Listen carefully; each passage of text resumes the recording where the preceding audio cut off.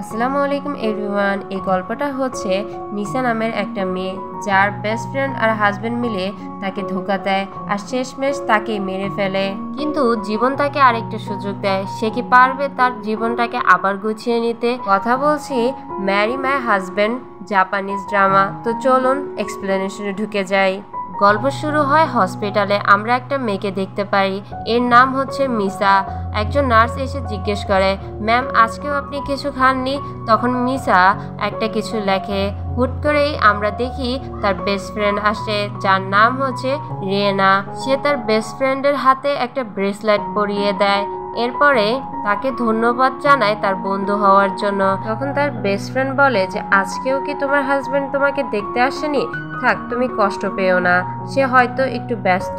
এটা বলে সে আরো বলে যে তুমি তাড়াতাড়ি ঠিক হয়ে যাবে। এটা বলে সে সেখান থেকে চলে যায়। এরপর আমরা দেখি মিসা তার দাদিকে কল দেয়। এরপরে আমরা দেখি মিসাকে হসপিটাল থেকে ডিসচার্জ করা হয়েছে, তাই সে কেনাকাটা করার জন্য শপিং মলে যায়। হুট করে তার কল বেজে ওঠে। লাইফ ইন্স্যুরেন্স কোম্পানি থেকে তাকে কল করা হয়েছে। তাকে বলা হচ্ছে তোমার দাদি ছিল নমিনি, তোমার দাদিকে সরিয়ে তোমার হাজবেন্ডকে নমিনি করা হয়েছে। সে অনেকটা চমকে যায়। এরপর আমরা মিসাকে দেখি ট্যাক্সির জন্য ওয়েট করতে, কিন্তু হুট করে তার পেটে অনেক ব্যথা করে, তাই সে অনলাইন ক্যাব বুক করে। ড্রাইভার তাকে বলে যে ম্যাম প্লিজ আপনি আরাম করে বসুন। এরপর ড্রাইভার অন্য রাস্তা দিয়ে মিসাকে নিয়ে যায়। সেখানে দেখানো হয় অনেক সুন্দর প্রকৃতি, যেটা দেখে মিসার অনেক ভালো লাগে আর তার শরীরটা অনেকটা সুস্থ হতে থাকে। ড্রাইভার নামার সময় তাকে অনেকগুলো চকলেট দেয় আর বলে আপনার জীবনে খুব তাড়াতাড়ি সুখ আসতে চলেছে। মিসা যখন ড্রাইভারকে টাকা দিতে চায় তখন সে রিজেক্ট করে দেয়, বলে যে আজকে আমার শেষ দিন, তাই আর টাকা নিব না। এরপর আমরা দেখি মিসা দরজা খুলে আর কিছু কথা শুনতে পারে। মিসা তো খুব শীঘ্রই মারা যাবে, তার লাইফ ইন্স্যুরেন্সের টাকাগুলো আমরা খুব তাড়াতাড়ি পেয়ে যাব। আর গেট খুলতেই দেখে তার বেস্ট ফ্রেন্ড আর তার হাজবেন্ড তোময়া একসাথে আছে। এটা দেখে সে অনেক কষ্ট পায়। হাজবেন্ড তার কাছে এসে বলে যে তুমি যা ভাবছো এরকম কিছুই না।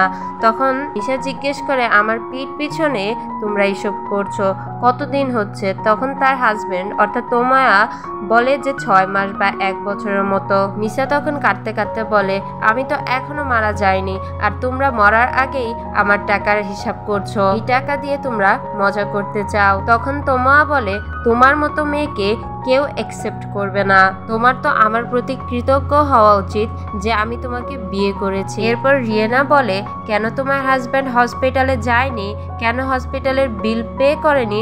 এখন তো তুমি বুঝতে পেরেছ, কারণ আমাদের সম্পর্ক আছে, এটাই হচ্ছে কারণ। তখন মিশা বলে আমি তো তোমাকে ফ্রেন্ড ভেবেছিলাম, কোনো ফ্রেন্ডের সাথে এইরকম করে?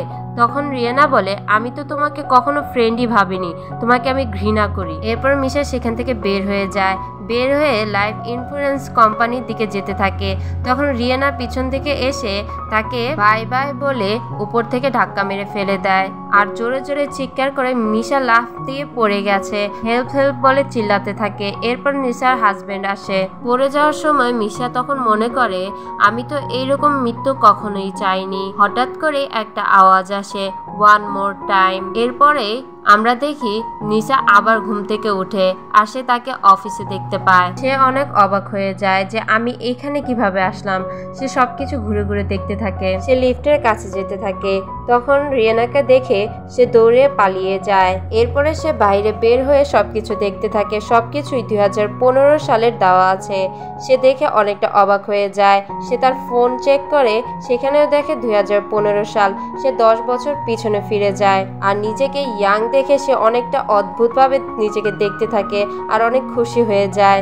এই খুশিতে সে দৌড়িয়ে রেস্টুরেন্টে যায় আর সেখানে নিজের মন মতো করে খুশিতে খাবার খেতে থাকে। খাবার খাওয়ার সময় হুট করে তার কল বেজে ওঠে আর তাকে অফিসে যেতে বলা হয় যে আজকে তোমার প্রেজেন্টেশন আছে, তুমি কোথায় আছো? তার মনে পড়ে আগের প্রেজেন্টেশনের সময় রিয়ানা তাকে ভুল অ্যাড্রেস দেয় আর সে ভুল অ্যাড্রেসে যায়, কিন্তু এবার সে সঠিক অ্যাড্রেসে যায়। তবে যাওয়ার সময় সে হুট করে রাস্তার মধ্যে পড়ে যায় আর তার মনে পড়ে আগের বার সে কোম্পানিতে যাওয়ার সময় সে শেষ আইডি কার্ডটি নিয়েও ভিতরে ঢুকতে পারেনি, কিন্তু কিন্তু এবার সময় থাকতে থাকতেই সে আইডি কার্ডটি নিয়ে নেয় আর লিফটের দিকে যেতে থাকে। লিফটে যাওয়ার সময় আমাদের আরেকটা স্ট্রং ক্যারেক্টারকে দেখানো হয় যার নাম হচ্ছে সিজুকি। সে সিজুকির সাথে ধাক্কা খায়। এখানে তারা একে অপরের অনেকটা কাছাকাছি চলে আসে আর এটা দেখে মিশা তাড়াতাড়ি তার কাছে ক্ষমা চায়। এরপর সে খুব ভালোভাবে প্রেজেন্টেশন দেয়।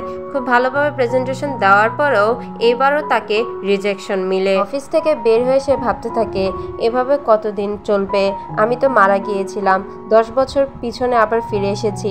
তারপর তার মনে পড়ে সেই ট্যাক্সি ড্রাইভারের কথা। তারপর সে বুঝতে পারে আসলে এটা তার নিজের বাবা ছিল আর তার শেষ ইচ্ছে ছিল তার বাবার সাথে একটা রেস্তোরাঁয় বসে খাবার খাওয়া। আর এটা বুঝতে পেরে সে অঝরে কান্না করতে থাকে। এরপরে সে বলতে থাকে গড আমাকে আরেকটা সুযোগ দিয়েছে। এরপর সে নিজেকে আয়নায় দেখছিল। তার মনে পড়ে সিজুকি বলেছিল তোমার উপর স্কার্ফ ভালো লাগে না, তাই সে সেটাকে খুলে দেয়। এরপর আমরা দেখি খেলার ম্যাচ জেতাতে সবাই পার্টি করছে আর এই দিনই তোমায়ও মিসাকে প্রপোজ করে আর কিস করে। মিসা আগের ঘটনায় মনে করতে থাকে। সে ভাবে এবার কাউকে আমার চুমু খেতে হবে। এরপর আমরা দেখি তোমায়ও মিসাকে কিস করতেই যাবে, হুট করে মিসা সেখান থেকে সরে যায় আর ভুলে তোমায়ও অন্য একটা ছেলেকে কিস করে ফেলে। পরের দিন মিসা অফিসে গেলে সে ভাবতে থাকে যে সবকিছুই তো আগের মতোই হচ্ছে, কোনো পরিবর্তন হচ্ছে না। হুট করে কেটলিটার কিছু একটা প্রবলেম হয় আর এটা সুজুকে দূর থেকে দেখতে পারে। এসে গরম কেটলিটা তার হাত দিয়ে সরায়, যার কারণে তার হাত পুড়ে যায়। আর এটা দেখে মিসা বলে তুমি কেন হাত পোড়াতে গেলে? এরপরে আমরা দেখি গতবারও সেম কাহিনী হয়েছিল, কিন্তু এবার একটু সিন চেঞ্জ হয়েছে। তাই সে বুঝতে পারে ঘটনা সেম থাকলেও দৃশ্য চেঞ্জ হতে পারে। এরপর আমরা সুজুকিকে বলতে দেখি তুমি নিজের গুরুত্ব কখনোই বুঝো না, সব সময় মানুষের গুরুত্ব বুঝো, অন্য কাউকে হেল্প করতে এগিয়ে যাও। গার্বেজ কোথাকার। এটা শুনে মিসা অনেক রেগে যায় আর বলে আমি কোনো ট্রাশ নই। তারপর সুজুকি বলে তোমার দেখি রাগও আছে, তাহলে তোমার রাগটা সঠিক কাজে লাগাও, নিজেকে অন্যের দ্বারা ব্যবহার হতে দিও না। এই বলে সে একটা তার হাতে চকলেট দেয়। এরপর আমরা মিসাকে একটা রেস্টুরেন্টে দেখি আর সে সেখানে বসে বসে কান্না করছিল আর বলে এইবার যেভাবেই হোক আমার নিজের ভাগ্য বদলাতেই হবে। আমরা দেখি সেখানে তোমায়ও আছে আর তোমায়ও তাকে একটা রিং দেয়। সে রিং পরে বলে যে এইবার যেভাবেই হোক আমরা অনেক খুশি থাকবো। এরপর আমরা দেখি সেখানে রিয়েনাও থাকে। মিসা তাকে জড়িয়ে ধরে আর মনে মনে বলে যে এবার আমার যন্ত্রণাদায়ক জীবনটা তোমাকে উপহার হিসেবে দিব। এটা বলে সে সেখানে ফুল নিয়ে দাঁড়িয়ে থাকে। অন্যদিকে আমরা দেখি সুজুকিও তার দিকে তাকিয়ে থাকে এক দৃষ্টিতে। আর এখানে এপিসোড 1 শেষ হয়ে যায়। নেক্সট এপিসোডে কি হবে, সে কি বদলাতে পারবে তার জীবনটাকে, এটা দেখার জন্য প্লিজ আমাদের চ্যানেলকে সাবস্ক্রাইব করুন। Thanks for watching everyone.